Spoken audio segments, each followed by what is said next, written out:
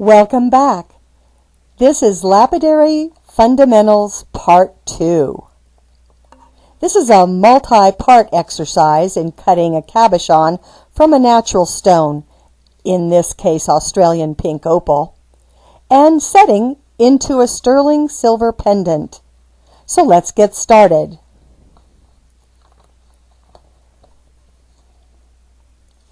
Ken is continuing to shape our roughed out cab. He will begin on the 220 hard diamond wheel. You know, we bought this little pixie for Ken to use when we're in our RV, but he likes it so well he uses it for almost all the stone he cuts. Anyway, here the goal is to bevel the top edge of the stone. The bevel angle should be approximately 45 degrees from the top to the side.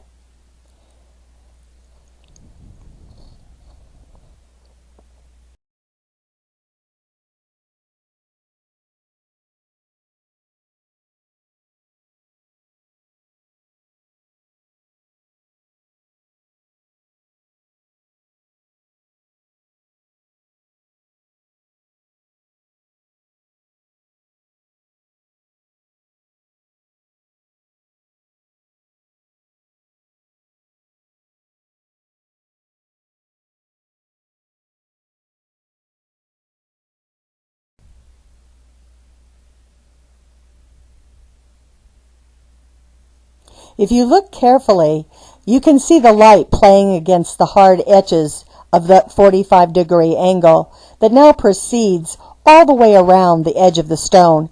Ken is also checking to see that the girdle, the side of the stone, has an even and equal depth all the way around that edge of that cabochon. The next thing that he does is soften the edges of that 45 and begin to shape the dome that will define this cabochon.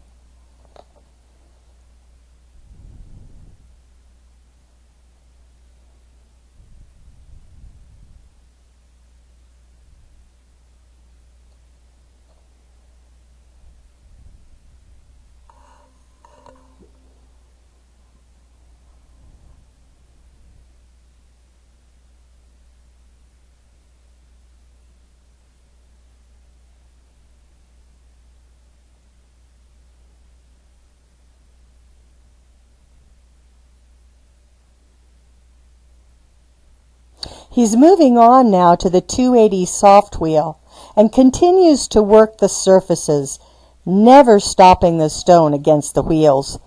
This is critical to avoid putting flat spots in your stone. Like dancing, you don't want to miss a step.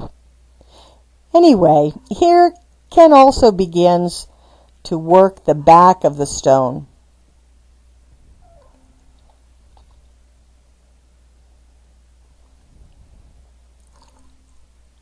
When he gets to the back, he's going to want to shape a 45-degree back cut at the base of the stone.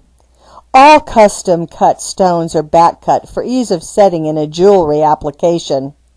Mass-produced stones are rarely properly back cut, but it makes a huge difference to your clients.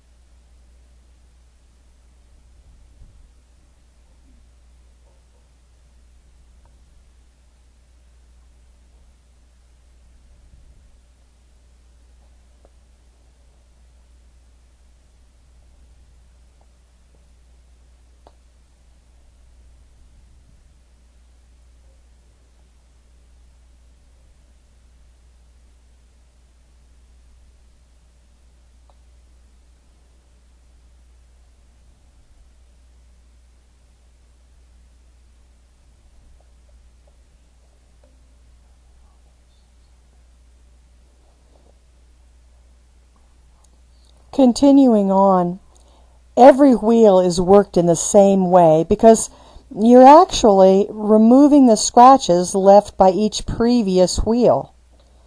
So every single wheel works every single piece of the surface of every single stone. It's just a process of going over and over and over.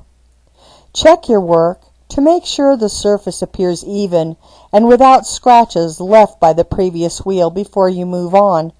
But be sure and dry the stone to check your work, as you cannot see scratches on a wet stone.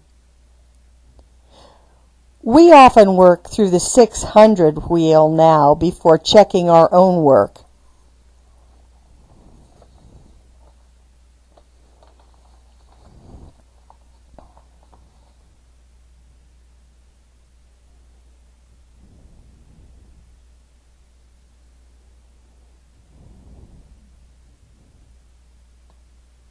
Ken continues to look at the angles to make sure that the stone is uniform, particularly on this type of a cut called a designer cut.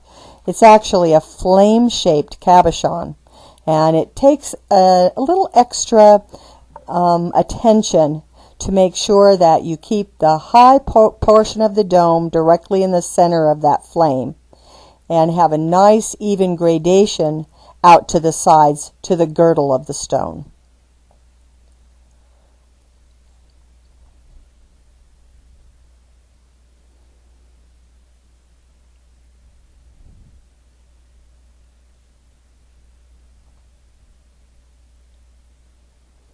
You'll notice that Ken never stops moving that stone against the wheel. If the stone is touching a wheel surface, it is in motion. But if you do create an accidental flat spot, go back several wheels and reshape the cab, moving through the progressive wheels all over again.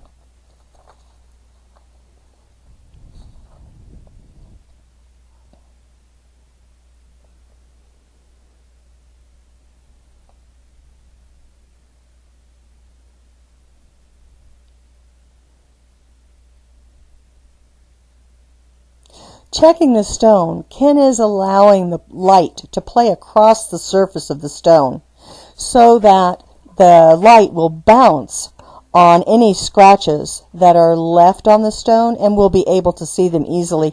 He's paying particular attention to the top edges where the top of the dome, where the domed portion of the cabochon meets the girdle, is a particularly vulnerable spot all the way around that cab. So he's paying particular attention to those edges.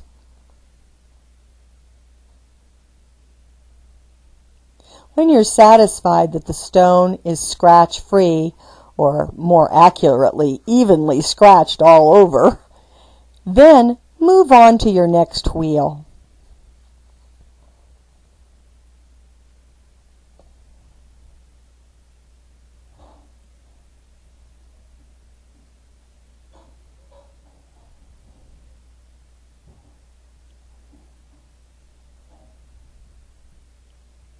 He may take a little extra time on this wheel. He's on a 1200 Nova or soft wheel right now, and he'll just use just a little extra pressure and a little extra time on this wheel before moving on to his final wheel.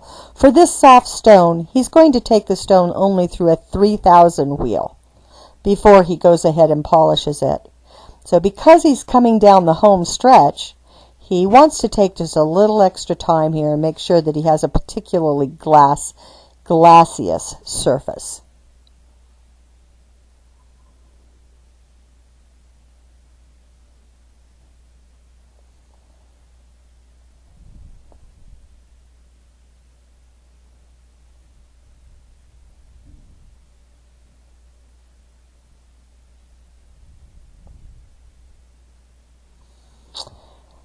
Before moving on to the 3000, Ken makes sure that there is an even semi-gloss surface to the entire cabochon.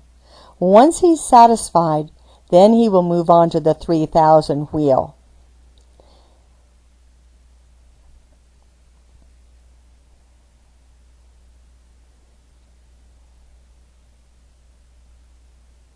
Again, you really want to dry that stone off so that you can check it properly. If he missed anything, he would go back to the 600 wheel and rework the stone or the section from the 600 on. As you can see, he was happy with the result, and so he's going on to the final wheel, or the 3000 wheel, to finish the stone.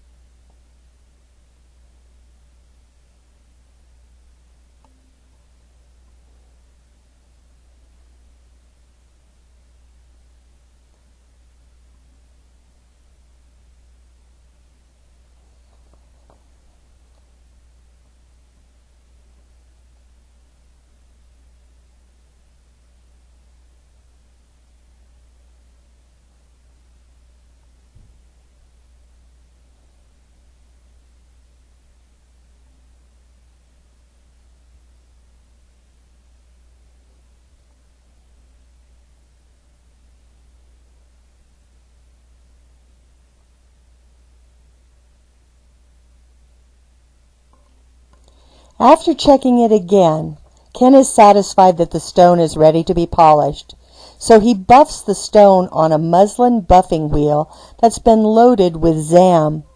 ZAM is an excellent polishing agent for softer stones like our opal. So here you can see that he's loading the muslin wheel.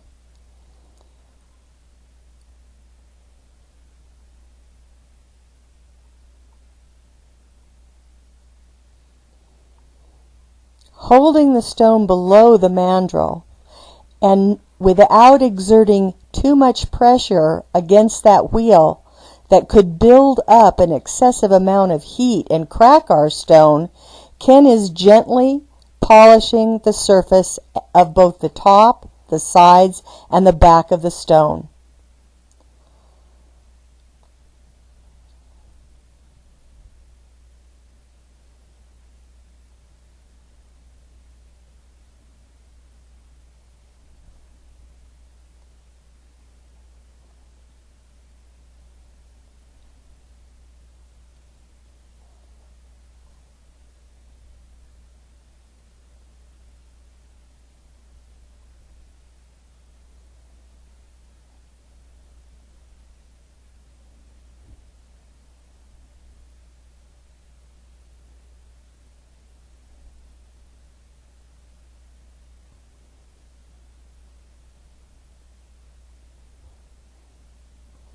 Excellent.